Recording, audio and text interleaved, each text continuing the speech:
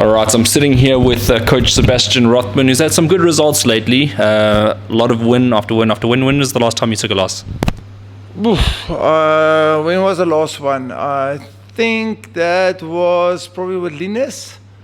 I think that's probably the last loss. We had Jabulani with tools. I think that's the last loss. That's quite a while back. I mean, geez, that's when the pandemic sort of was coming to an end. Well, not the pandemic, but the allowance of people back into boxing again. Yeah, that's correct. So, I mean, the wins now, let's start off with this year. I mean, Lucky's been really good so far. He got that win in Sun City. How did that feel when you got that W there? Well, he got 2 wins this year already, so I'm quite happy. Same opponent. He's a work in progress. Not as far as I want to at the moment. I think the kid's got way more potential than what he's shown in his fights. Hopefully I open his ears and don't have to slap him again in a fight. And I still think his best years are lying ahead of his. I think his boxing IQ is unbelievable. He just needs to start following a game plan, and then we're definitely upping his caliber of opponents as well. Let's revisit that event, because it was on, it was off, it was on, it was off. You know, his opponent changed, and then he had to have the rematch against the same opponent. Going through all those emotions, are you happy that it ended up happening? Yes, of course. I want these kids to have action. The more fights, the better. Also, you'll remember when they changed the opponent, we were supposed to fight a southpaw, and then I'm a 99, it became orthodox again. So the game plan had to adjust. Luckily, Lucky's name says it all, but he does adapt quite good. I just think it's our game plan implementation. If we can get to that stage where he listens to myself and Vincent in the corners, and also in training, it's definitely up his levels. So what's sort of next in the pipeline for Lucky? Is there something that's already been scheduled? Well, there's rumors that ESPN Africa are hosting a fight where he's going to be involved with. I don't want to say who's the opponent yet until we sign the contract. But yeah, there's work in progress, and hopefully maybe a title fight by the end of this year. All right, so that's some good news for Lucky. So he gets to showcase his talents on that potential fight card there.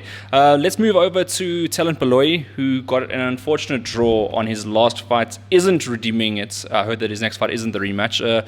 Talk to us about that fight. Well, I've been talking to Cyril Leopeng at the moment. There's a tournament coming up. It's either end of June, beginning of July.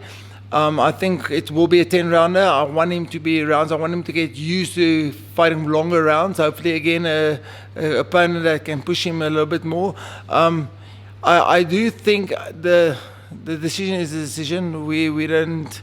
I'm not crazy about the decision. I would like it differently. I thought we won the fight, but things happen. I think hopefully that gives a little bit of an ignition towards talent, just to go a little bit harder in the fights as well and keep it out of the hands of the judges. It looks like Kane Faria is actually fighting Kaya next for that Gauteng title. Are you interested in the winner of that fight? Let's see first what happens. K9 is a little machine. I'm a big fan of his. I think the thing is what we do as a team, myself and Vincent will go sit down, we'll say, okay, career path, what's the best way for us forward? Where do we want to sit in a year, 2 years, 3 years time? And so we'll evaluate. Let's just get past the fight first at Cyril, and then we'll sit down and discuss it next thing.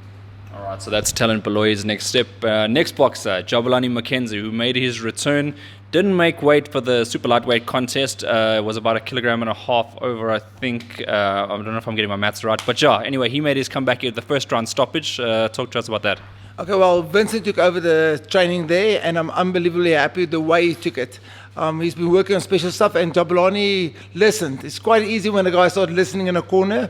Unbelievable performance. Went just straight through the middle in a fight. Listened to us. Very happy with the results. I think at the moment the thing is we're going to have to sit down and say what's best for his career. Does he want to be a junior welter or a welter? If he has the time, I believe, and the dedication, he can make junior welters. But again, it's up to him. I can't eat for him. I can't make the weight for him. The kid's unbelievably talented. You know what? I've always said he's probably the most talented fighter. So me and Coach Vince will sit down and discuss that as well. So Jabulani, his ESPN debut, 1 round. Harry Simon took 2 rounds to take care of the same opponents. I know you two were scheduled to fight at some point. Is that a fight that you still want to, run? Well, if it's available, I'll definitely take it. I think style-wise, Jabulani has got him. So we looked at it. Maybe Simons Jr. is a taller kid, type of style he has. I think that suits Jabulani. So Jabu will definitely, in my opinion, be too strong for him. So if they offer us a fight, we'll definitely take it. He's also a young kid. I mean, I'm not saying Jabulani's going to fight him. That fought at welterweight on the undercard of Cowin Ray's events. Bagwazi, I'm sure that's going to be a fight maybe for the future.